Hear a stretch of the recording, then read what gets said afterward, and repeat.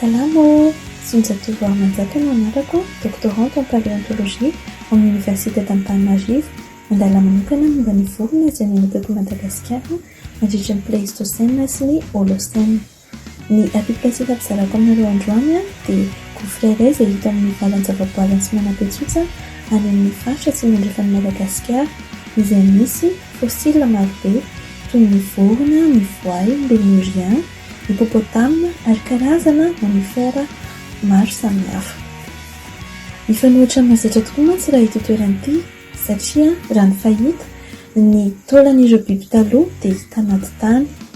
Ity gisement fossilifère ity kosa dia miavaka noho ireo taolana izay milona anaty rano ary voatahiry tsara ka ahafahana mahalala mazava tsara ny karazam-biby miaina teo amin'ny toerana io sy ny mety toetoetry ny tontolo iainana tamin'izany fotoana izany.